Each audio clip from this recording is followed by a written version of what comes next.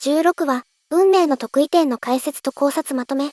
ボルト2ブルーボルテックス、16話掲載の V ジャンプ1月特大号が、2024年11月21日に発売された。前回15話、張りのある人生では、大きく分けて4つの場面で展開された。まず1つ目の場面は、ある砂漠地帯の地下でのこと。風の国に侵入したと思われる人真珠、祭りが、砂隠れの里の正体を追い詰めていた。タイを率いていたガーラは、新規を含む部下をかばう。しかし、新規は言う通りに引き下がらず、砂鉄でガーラを封印することで防御。結果、新規は隙をついた爪垢によって木になってしまう。ガーラは新規の砂鉄の力で守られているものの、命の危機に瀕している。二つ目は、この状況を砂隠れの里の勘九郎が木の葉の里に伝えている場面。連絡をつないだ他で代理の鹿丸は、新規と同じチャクラを持つ何者かの出現の警戒を呼びかけた。勘九郎の提案で、妻の手まりには情報を伏せておくようにした。この会話は、そばにいるサラダ、スミレ、そして家臣孤児が操る偵察ガエルの耳にも入っている。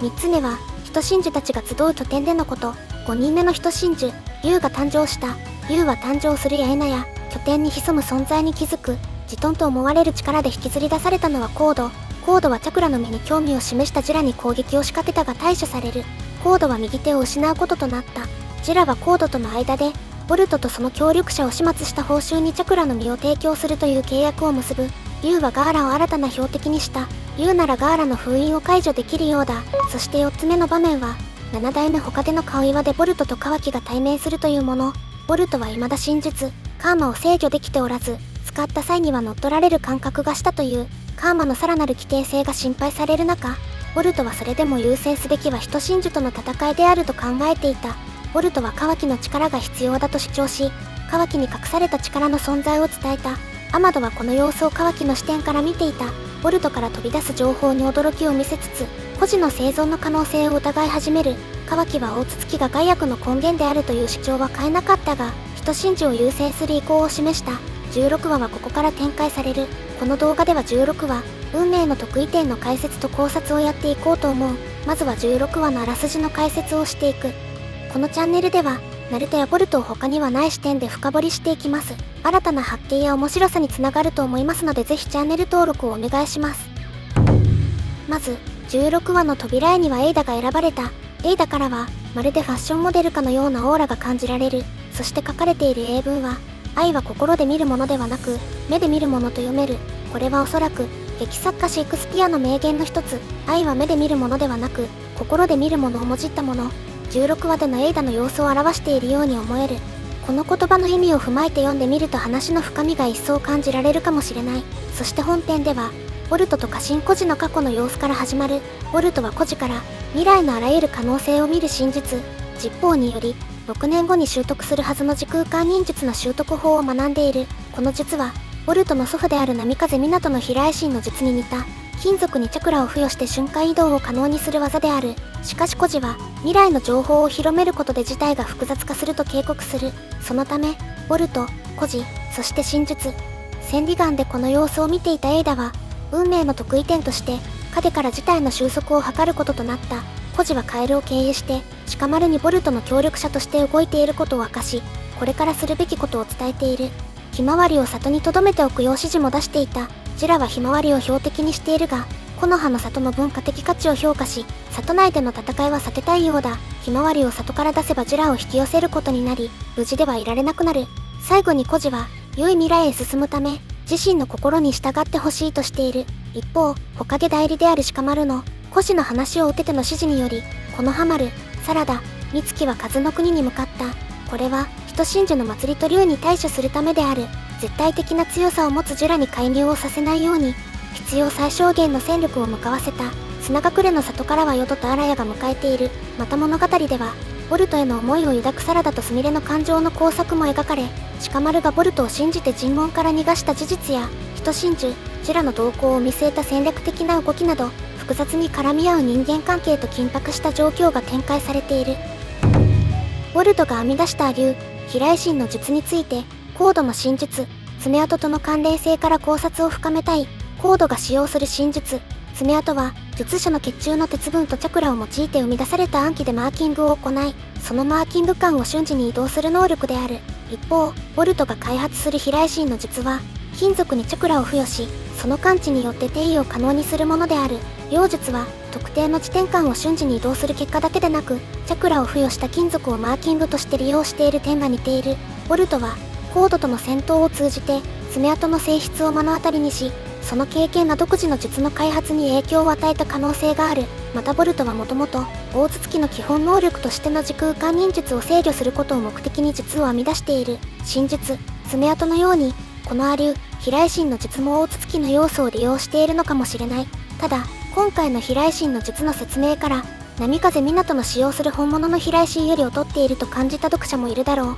印を結ぶ必要だけでなく、糸を前に金属の場所と形を感知する必要がある。それも、同じ形の金属があった場合には、どちらへ飛ぶかわからないようだ。しかし、全てが劣っているわけでもない。ボルトはこの術を用いて、異空間にある10尾の拠点へ移動している。これは本物の飛来神の術でも確認されていない芸当である。本物の飛来神は、口寄せの術を応用して千手とビラマが開発した術である。この術も鉄分を含む血液を用いることがある点が興味深い。口寄せの術は基本的に、術者と同じ世界の対象を呼び出す効果を持つ。飛来神も同様に、同じ世界の中でのみ移動する効果である可能性が高い。異空間へ転移できる点は、ボルトの飛来神の優れたところなのではないだろうか。またボルトの飛来神はマーキングに術式を使用していない。この点でも差別化できるかもしれない。ボルトは、金属がチャクラを付与しやすいという結論にたどり着いているが、彼の使用する螺旋岩、渦彦は、取り込んだ星のチャクラを生物に付与している。亜流、飛来神の術のさらなる進化が期待できる。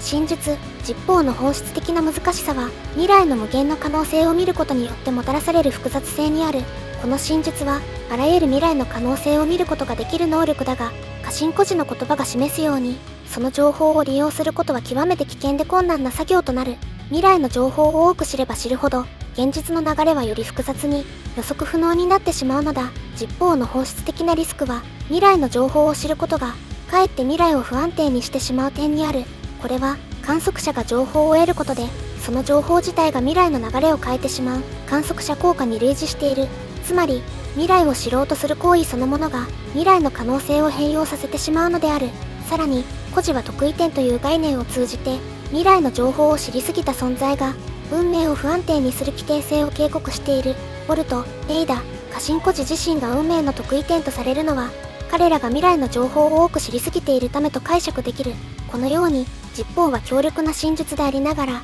その使用には極めて高度な判断と制御が求められる。未来のあらゆる可能性を見ることができる一方で、その情報をどのように扱うかが最も重要かつ難しい課題となっているのである。また、運命の得意点となった存在は、良い未来への道のりを影から後押しすることが使命となるようだ。これは彼らが孤独へ向かうことを意味しているだろう。かつてのサスケに似ている、親しい者とのつながりを断ち切り、全てを背負い込んでいるように見えた。三月から太陽と呼ばれたボルトも、ブラックホールのように光を奪う存在になりかねない。陰と陽の関係のように表裏一体である。ブラックホールの得意点は、物理法則が破綻し、通常の因果関係が成り立たない点である。同様に、実法によって多くの未来を知った得意点となる存在は、通常の因果関係や運命の流れを変容させてしまう危険性を持っている。ボルトは世界を救う可能性と、逆に世界を破壊してしまう可能性を、同時に持ち合わせているのかもしれない。ボルトの中には大筒木桃式の意識が存在していることも忘れてはならない。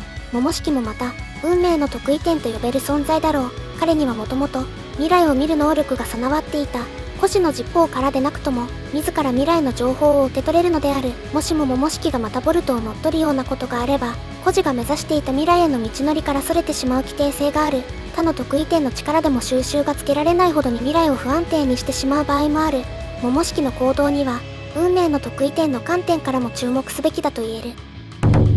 過信孤児とジュラの言葉には、意志と本能の対比という深い哲学的な対立が示されている。孤児は自分の心に従えということで、理性的な選択、主体的な判断を重視している。未来は固定されたものではなく、個人の意志と選択によって形作られるという信念が現れている。一方、ジュラが人真珠たちに、本能に身を委ねろと語るのは、意識や理性を排除し、生命の根源的な衝動に従うことを求めている。これは、より原始的で、自然の摂理に逆らわない生き方を示唆している。両者の言葉は、まさに意志対本能、理性対自然の対立を象徴しており、ボルトたちが直面している根本的な選択を浮き彫りにしているのである。孤児の言葉は、人間の主体性と選択の可能性を、ジラの言葉は生命の根源的な衝動を体現していると言えるだろう。ただ、ジラの言う本能とは、心の側面もあるのではないかとも思う。心と本能は、一見すると相反する概念のように見えながら、実は深いところでつながっているものである。